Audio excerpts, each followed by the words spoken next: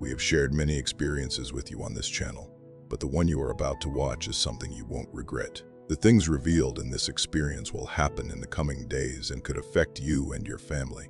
Quickly tell us where you are watching from so that our prayer team can pray for you.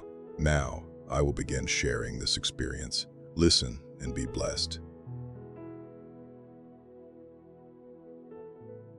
I have gone back and forth about whether to share this. Honestly, I almost didn't. I'm still not sure I should be doing this right now, but something keeps pulling me back to it. And I've learned in my life that when something keeps pulling at you, you don't just ignore it forever. My name I cannot give you. I want to be clear about that from the very beginning. I am a medical doctor practicing in the United States. I have been in medicine for over 2 decades. What I am about to tell you happened to me on March 13th, 2026, 3 weeks ago. And even now, sitting here trying to find the words, my hands are not completely steady. I want to explain first why I have kept quiet until now.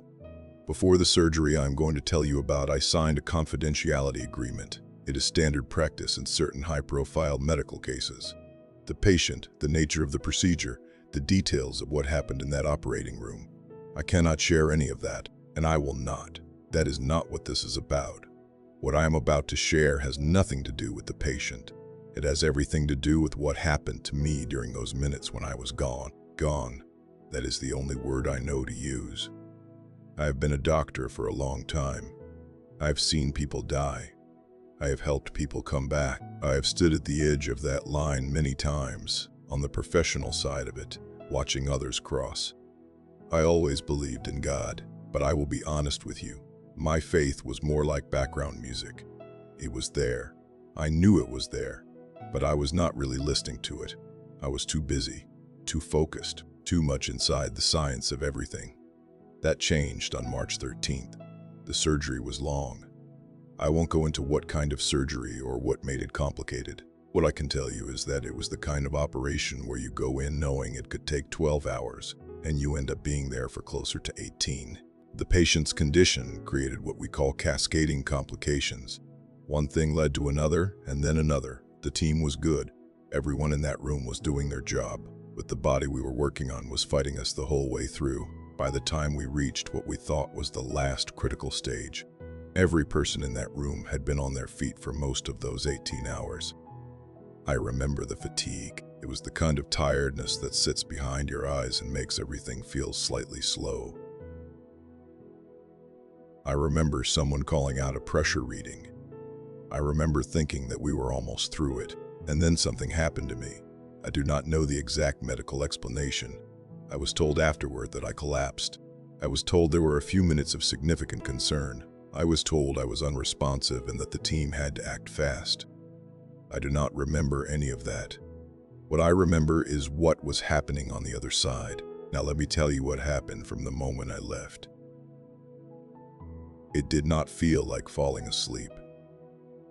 It did not feel like anything gradual at all. There was no slow dimming of lights or feeling of drifting away the way people sometimes describe losing consciousness. One moment I was standing in that operating room, aware of the instruments, aware of the sounds of the machines, aware of the particular smell that every surgical room has, and then that was simply gone. Not faded. Gone. Like a door closing. And then I was somewhere else entirely. The first thing I noticed was that I was not confused. That surprised me more than anything else in those first moments. When you wake up in a strange place, there is usually that second or two of not knowing where you are. That little gap of disorientation. There was none of that. I was immediately and completely aware. More aware than I had ever been in my life. More aware than I thought awareness was even capable of being. I could feel myself, but not my body. That is the hardest thing to explain. I was present. I had a sense of self, a sense of being me, but none of the physical sensations that normally come with that. No weight, no temperature, no hunger or thirst, or the low background ache of a body that has been standing in one position for 18 hours. All of that was simply absent, and in its place was something I can only describe as clarity.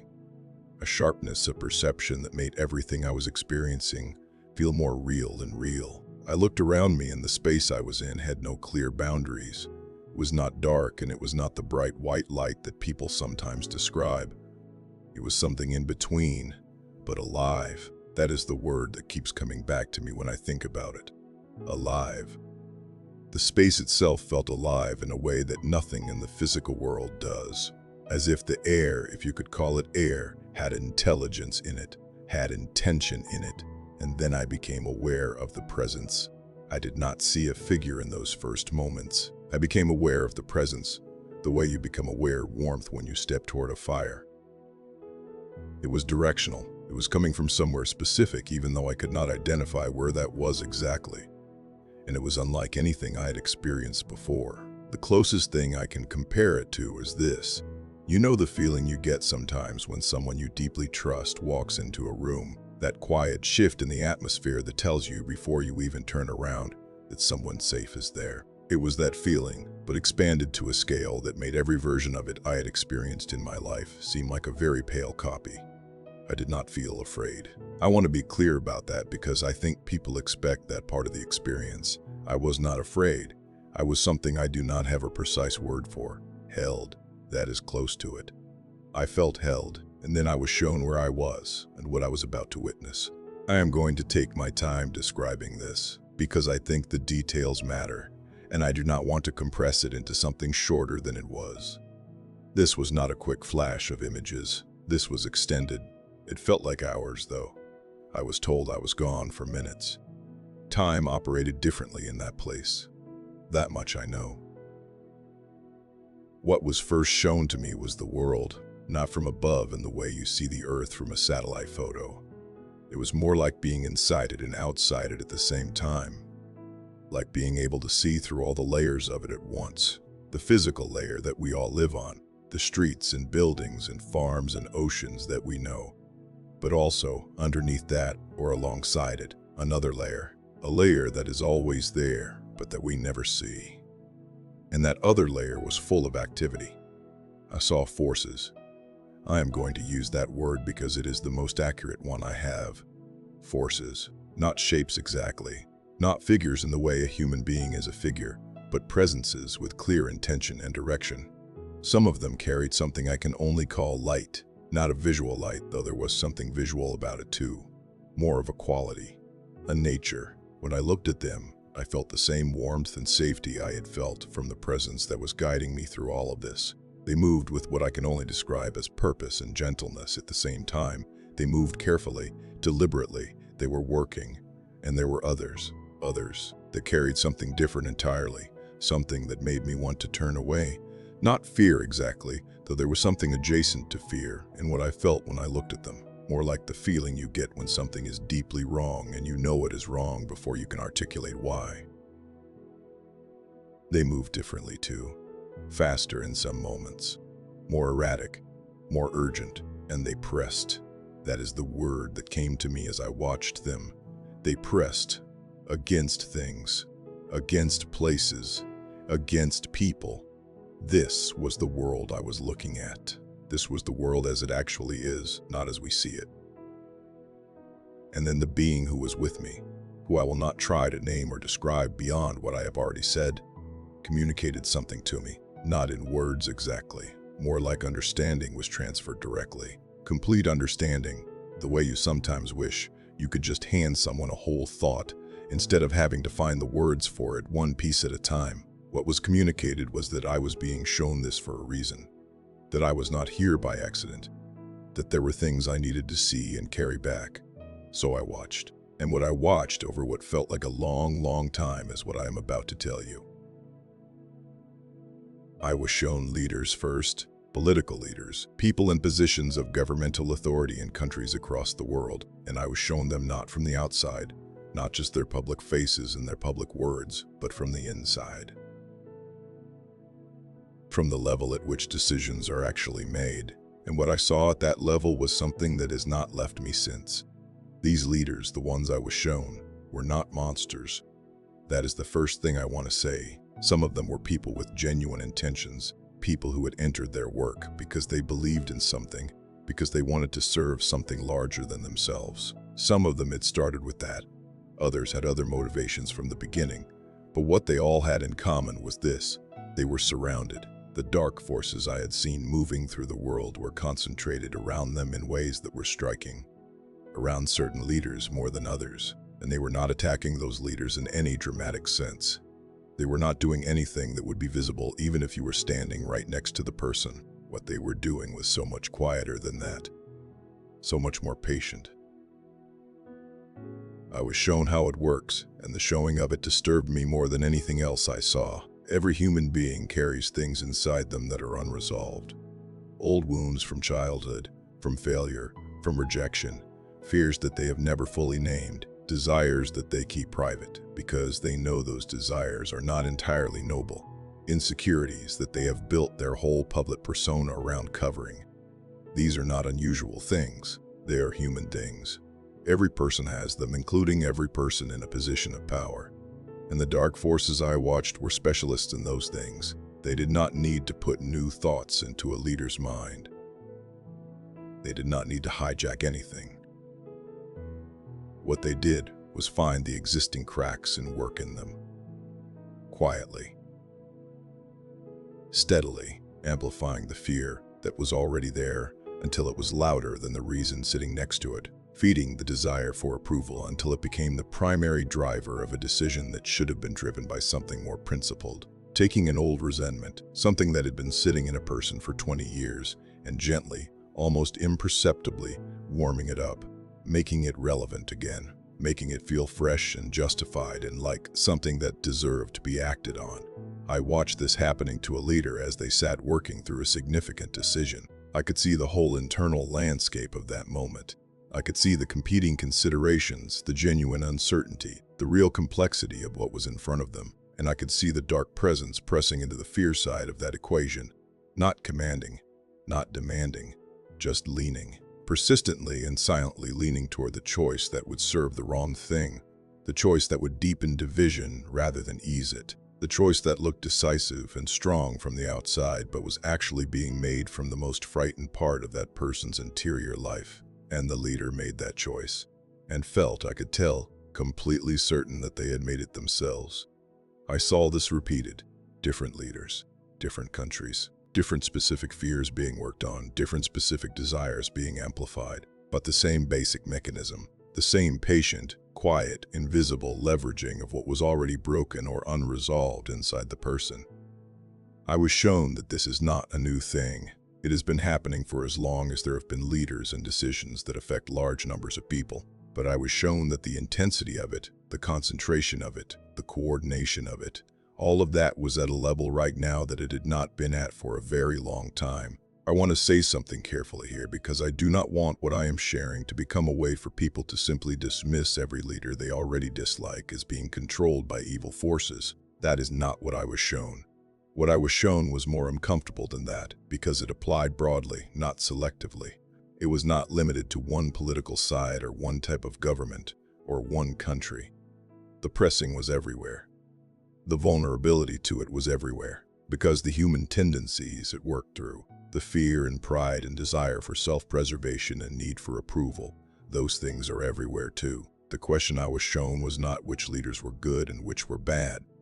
The question was which leaders had cultivated something inside themselves that gave them resistance. And what I was shown gave me that resistance is possible. I watched certain leaders in certain moments where the pressing was just as intense as in other cases, but where something in that person held, where there was enough of something, enough genuine principle or enough authentic faith, or enough willingness to sit with discomfort rather than act from fear, that the dark influence did not get all the way through. The decision that came out was not perfect.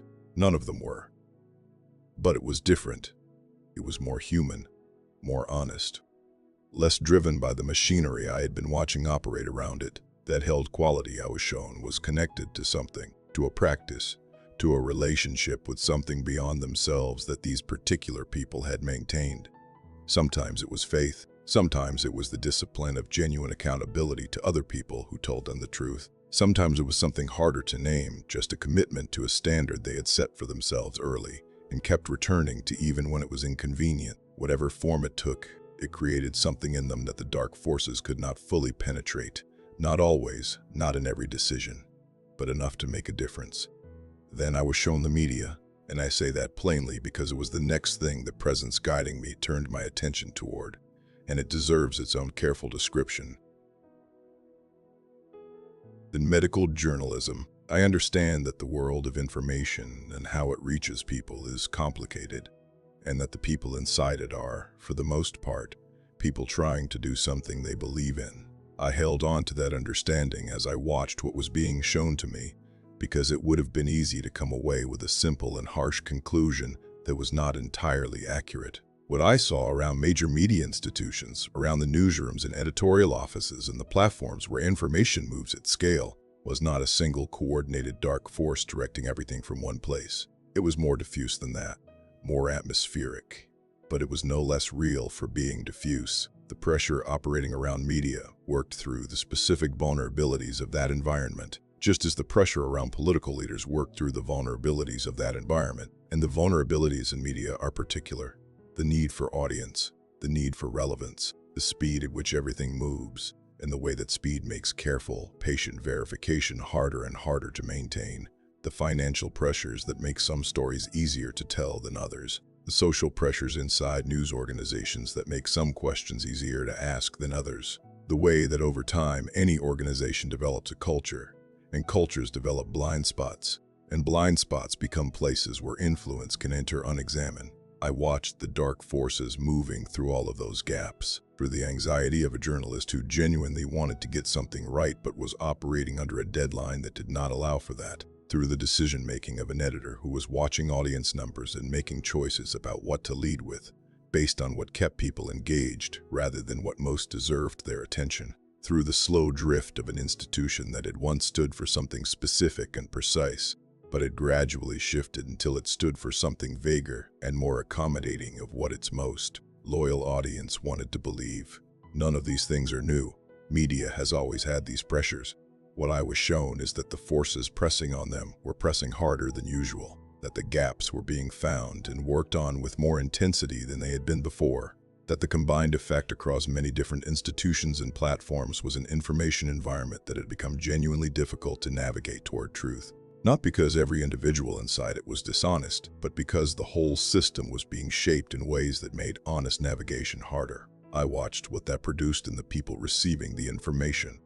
Ordinary people, sitting in their homes trying to understand what was happening in their country and in the world. I watched confusion settle into them, not the productive confusion that comes before clarity, but a kind of fog, a condition where nothing was quite trustworthy and everything was disputed, and the reasonable response started to feel like just picking a side and staying there, because at least that was stable, at least that gave you somewhere to stand. And I was shown that this fog, this condition of widespread confusion and deepened division, was not an accident. It was a result. It was what the pressing was designed to produce, because a population that cannot agree on basic facts and cannot trust shared sources of information is a population that is much harder to organize around anything good and much easier to push around, with fear, than nations themselves. I watched entire countries, and I watched the forces pressing on them, and I saw what was happening at a scale larger than any individual leader or any single institution. Some nations were being pulled toward closing in on themselves, turning inward, raising walls, not just physical ones, in ways that separated them from relationships and obligations that had been, even imperfectly, holding certain things together. Other nations were being destabilized, pushed toward a kind of internal fracturing, where the things people had in common were being made to feel less real than the things that divided them. I saw regions of the world where the pressing of dark forces on specific ancient tensions, ethnic tensions, religious tensions, tensions over land and memory and old injuries, had those tensions being deliberately kept warm, kept just below boiling, in ways that served something that wanted the world fragmented and afraid. America was at the center of what I was shown, not because America is more important than other places in some absolute sense, but because of the particular role it plays in the world right now, and because of what was happening there specifically. What I was shown about America was that the forces pressing on it were doing so at a moment when the country's own internal stability was more uncertain than it had been in a long time. The divisions that had been building for years, the deep rifts in how different groups of Americans understood themselves and each other in their shared history, those rifts had been widened and deepened by exactly the kind of invisible pressing I had been watching, to the point where the country was in a condition of unusual vulnerability, not broken, but strained in ways that made it much more susceptible to the kind of influence I had been watching operate everywhere else. And I was shown that this susceptibility was going to become more visible, that the things that had been building inside leaders, inside institutions, inside the fabric of public life, were going to begin expressing themselves more openly, beginning around the middle of April 2026. I want to be careful again here. I'm not saying I was given a list of specific events with dates and names. That is not what happened. What I was shown was more like watching water that has been heating for a long time finally begin to visibly change state. The forces had been at work for years. The effects had been there for years, but there was a threshold approaching, a point where what had been happening in the invisible dimension would begin showing up more clearly and more undeniably in what everyone could see, in decisions made in public, in statements from people in authority, in the shape of events. The being who had been guiding me through all of this communicated something to me at that point that I have held on to more tightly than anything else from the whole experience. The communication was clear, complete. It went to the core of everything I had just been shown. The summary of it was this: people have come to believe that everything that matters is physical, that the real struggles of human life are over resources, over power, over money, over territory, over who gets to make the rules. And all of those things are real. They matter, but they are the surface. The real struggle, the older and deeper one, is happening in the dimension that most people never see. And because they never see it, they do not understand what is actually happening around them. They cannot understand why certain things keep going wrong in ways that seem resistant to every practical solution. They keep trying to fix the surface while the actual source of the problem operates untouched in a dimension they do not believe in and are not paying attention to. I absorbed that. I stood in that truth for what felt like a long time. And then what I was shown shifted, and the shift was like moving from a very heavy room into open air. I was shown people praying, and I need to take my time with this part because it is the most important thing I have to tell you, and I want to do it justice. The people I was shown were not famous people. They were not people with large platforms or public ministries, or any particular status in the world. They were people like the ones you pass in a grocery store and never think about twice. A woman who looked to be in her 70s, sitting in a small kitchen with the lights still off, early in the morning with her hands flat on the table and her eyes closed. A man who I could tell worked with his hands for a living, on his knees on a wooden floor, with calluses on his palms and his head bowed. A group of maybe 12 or 15 people in a living room that was too small for all of them comfortably, sitting in a circle, some of them with their eyes closed and some of them looking at the floor, all of them quiet and present and gathered around the same intention. A young woman in a college dormitory, sitting cross-legged on her bed late at night, with her roommate asleep a few feet away, praying in a voice so quiet you could barely hear it, for her country, for her family, for people she did not know personally, but had seen suffering in the news and had been unable to stop thinking about. A pastor in a small church in a rural area, alone in the building at a time when no one would know he was there, lying face down on the floor of the sanctuary, not performing, not preparing anything, just there, just present before God. A family gathered around their dinner table who had not eaten yet, holding hands, with the food getting cold in front of them, because the person leading the prayer had gone somewhere deep and real and no one wanted to interrupt it by reaching for a fork. I watched all of these people and others, and what I was shown happening around them as they prayed is something I'm going to spend the rest of my life trying to find adequate language for. Prayer is not passive. That is the first thing. In the invisible dimension I had been watching, prayer was one of the most active things I had seen. The people doing it looked still and quiet from the outside. From the outside, they looked like they were not doing anything at all. But from the layer I was watching from, they were generating something. Something that moved. Something that had direction and force and effect. I watched the woman in her kitchen, and as she prayed, I watched something extend from that room outward. Not explosively, not dramatically. Steadily.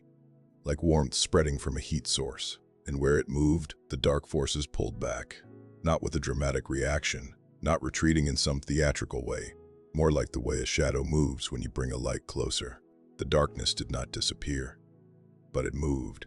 It gave ground. And in the space it gave, there was something different. Something that had room to operate that had not had room before.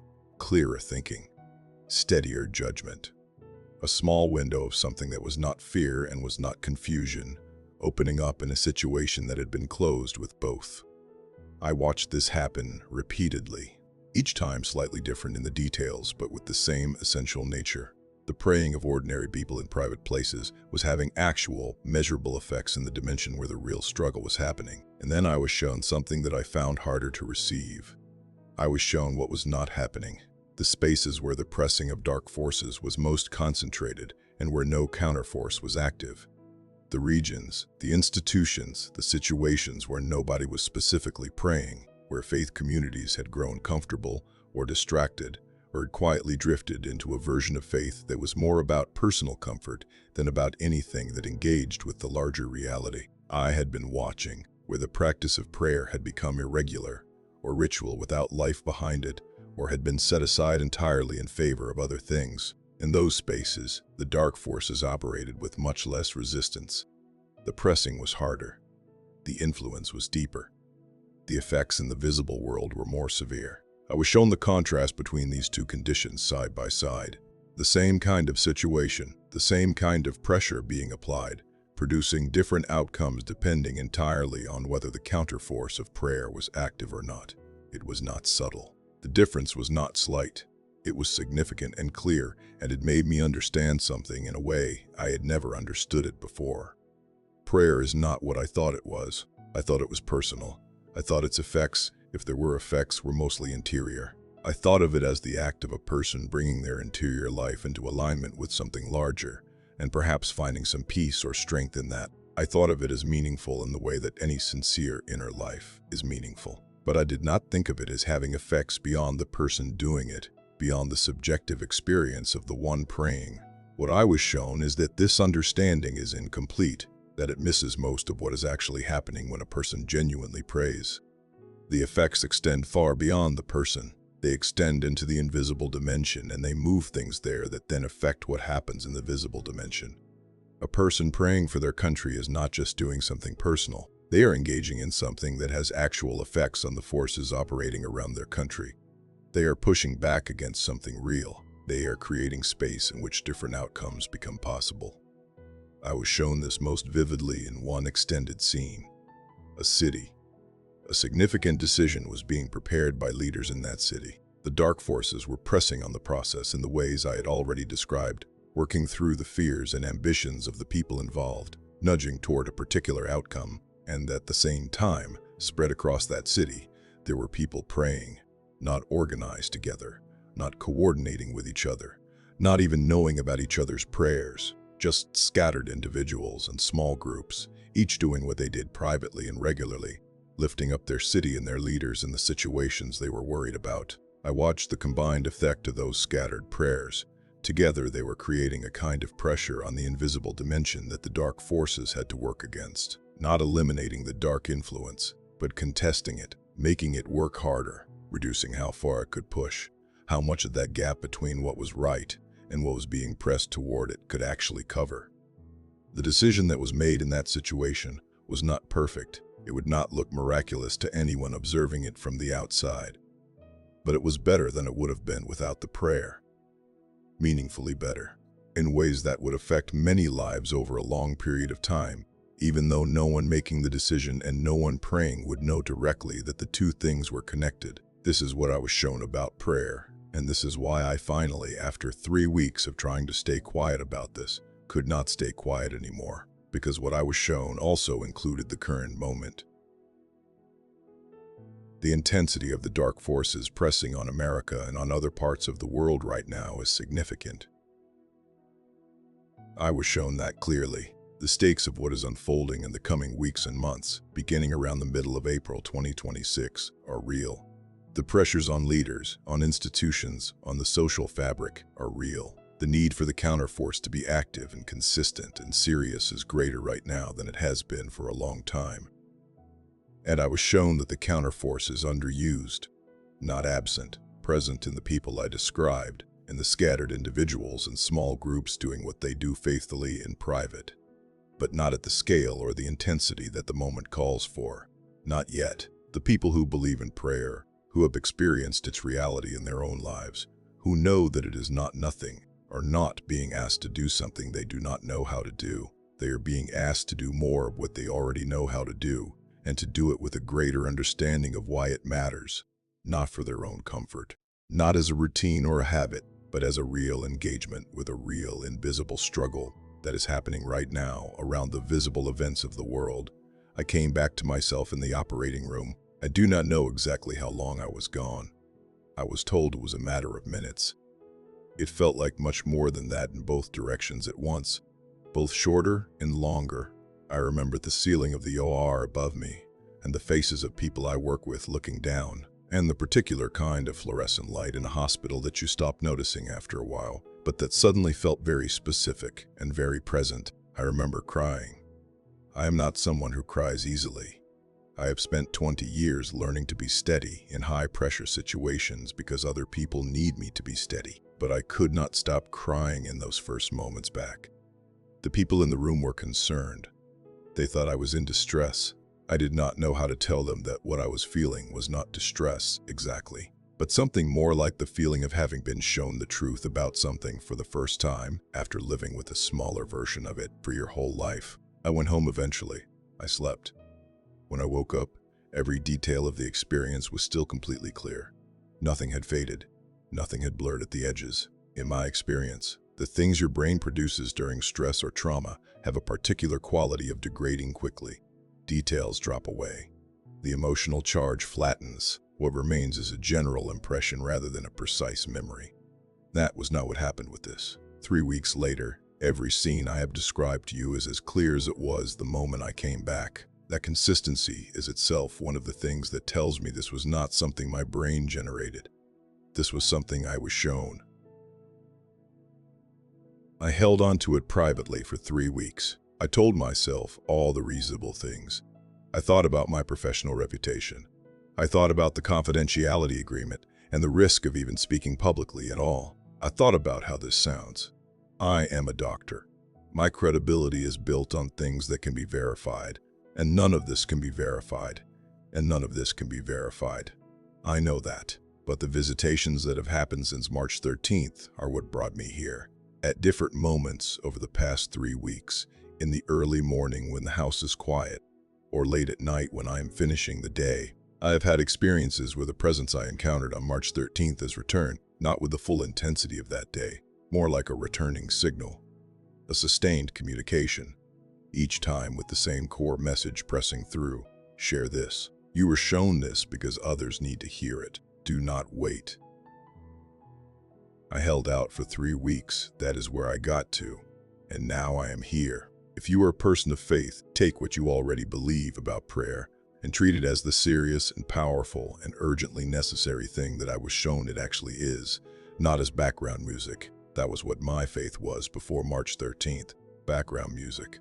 Not as routine or ritual that gives a week its structure. As a real act with real effects in a real dimension that matters to what happens in this world right now, in these coming weeks, in this country, and beyond. The forces pressing on America and on the world are real. The vulnerability of leaders to invisible influence is real. The condition of the media environment and the confusion it generates in ordinary people is real.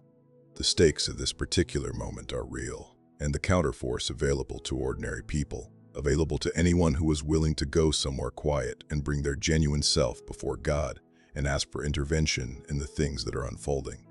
That counterforce is also real. I was shown it working. I was shown what it does when it is active and what the absence of it costs when it is not. That is the thing I was most clearly told to carry back. The prayer of one sincere person in a private room is not nothing. It is not symbolic. It is not comforting language for something that has no actual effect. It is real engagement with the real struggle happening in the dimension that most people never see. I was shown that it matters. tremendously right now. Today, I'm going back to my work. I am going to keep honoring the confidentiality agreement I signed. I am going to keep being a doctor and doing the thing I trained to do. And I am going to keep praying every single day, which is not something I did with any regularity before March 13th, but which I have not missed a single morning since. Thank you for reading all of this. I know it is long. I needed it to be long because the experience was long and the details matter. If even one part of what I have shared here lands in the right place, in the heart of someone who needed to hear it, then the discomfort of speaking publicly about something so personal and so difficult to explain will have been worth it. Wherever you are, whatever you believe about any of this, I hope you are safe. I hope something here was useful to you. And if you are a person who prays, please do not stop. Please do not treat it as something small. It is not small. I was shown that it is not small. Thanks for watching to end. I hope this experience blesses you. If you're watching this channel for the very first time, kindly hit that subscribe button and turn on your notification bell icon so that you won't miss any future experience that will bless you. Don't forget to like and share this message. May God bless you. See you on the next one.